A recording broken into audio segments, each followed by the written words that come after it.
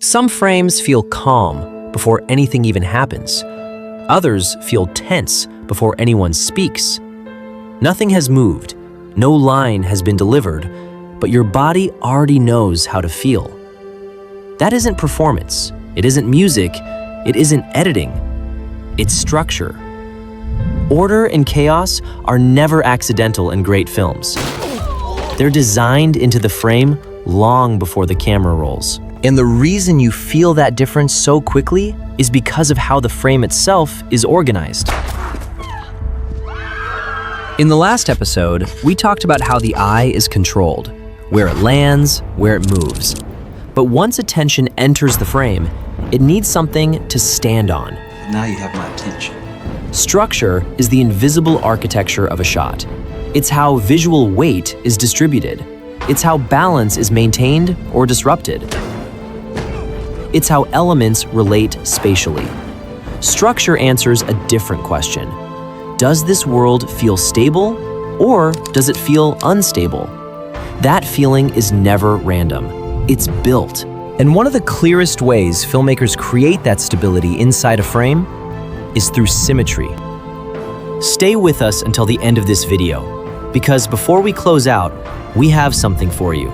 Something we built specifically for filmmakers who don't want to just understand these ideas, but want a complete system to apply them.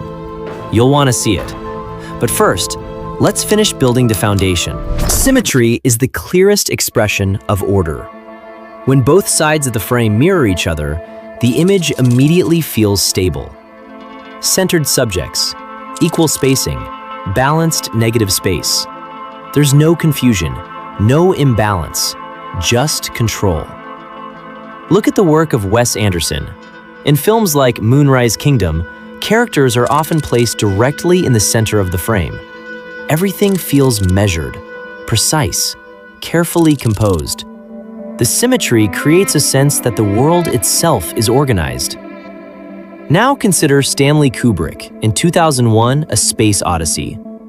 Long corridors, perfectly aligned architecture, balanced geometry stretching into the distance. The calm is almost hypnotic. Because perfect order can feel sterile, controlled, even oppressive. Symmetry communicates authority, certainty, dominance. When a character stands centered in a perfectly ordered frame, the image tells us something before the story even begins. This world is under control. And that's a composition decision. Symmetry isn't just an aesthetic preference. It's a statement about the world inside your frame. So, how do you recreate this yourself? First, find your axis before you place your camera. Look for doorways, corridors, staircases, windows, or architecture that naturally mirrors itself. These are your symmetry anchors. Second, place your camera dead center on that axis.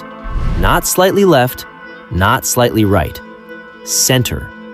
Your viewfinder should feel like a mirror.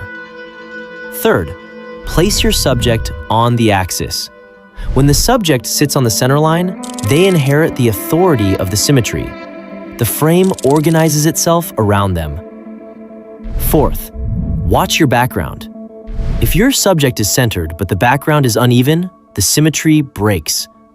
Both planes, subject and environment, need to align. And fifth, use symmetry with intention.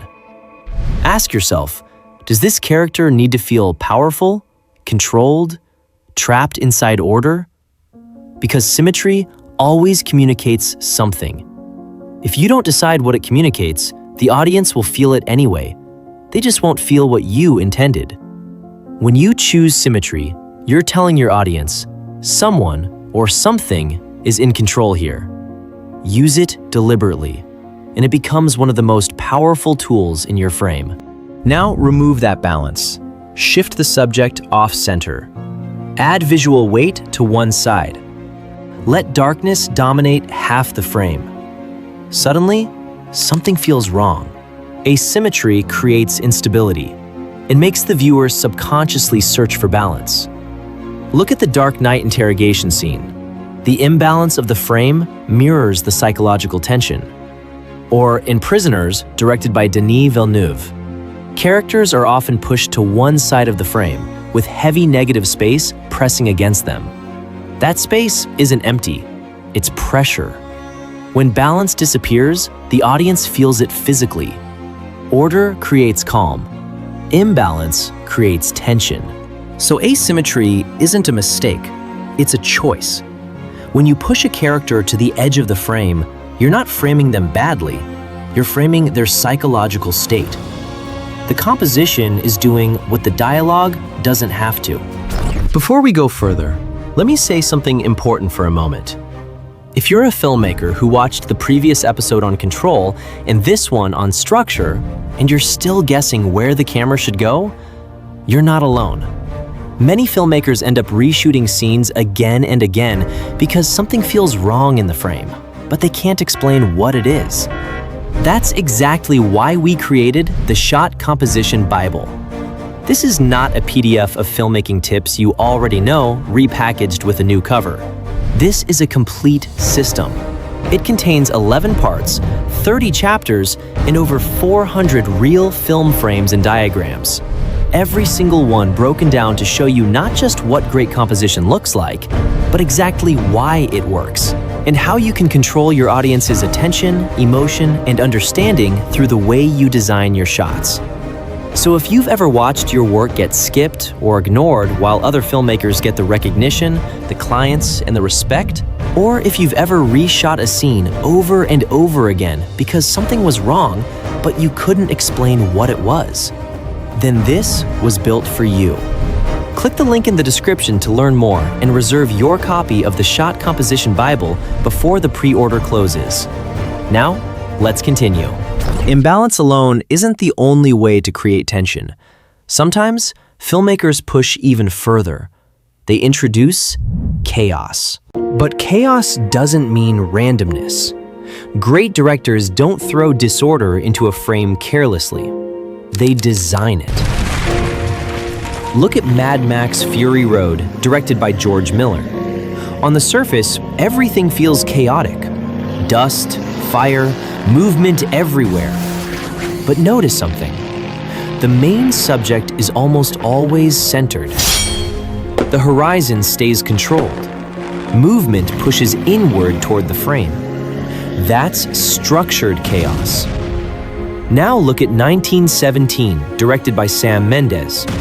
In the moment when Schofield runs across the battlefield while soldiers charge from the trenches, the scene looks completely chaotic. Soldiers running, explosions erupting, bodies colliding. But the frame itself is carefully controlled. Movement flows in one direction. The horizon stays stable, and the subject remains visually anchored. Even inside chaos, the composition still guides the eye, because chaos still has architecture. Randomness is noise.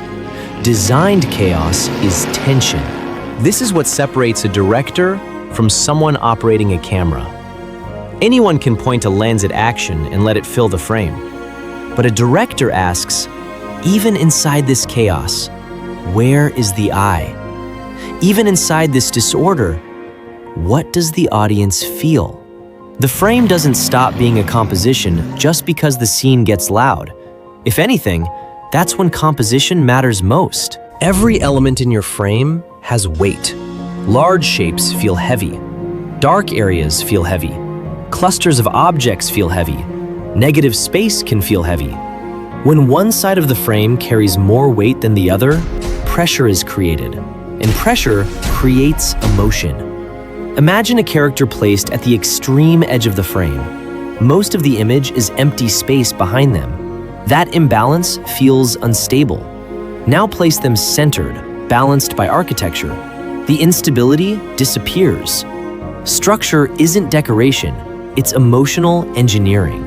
In part 1, we learned that the eye follows points and lines. Now you understand what it finds when it arrives. Weight, pressure, balance, or the deliberate absence of it. Every placement decision you make inside the frame is telling the audience how to feel about what they're seeing. That's not accident. That's composition. In the next episode, we go deeper. Because once attention is controlled and structure is designed, we add dimension, depth, power, emotion. That's where composition stops being visual and becomes psychological. If this changed the way you see composition, take a second to like the video and subscribe to Breadfruit Studios so you don't miss what comes next. And tell us in the comments, what's one thing you'll start doing differently in your shots?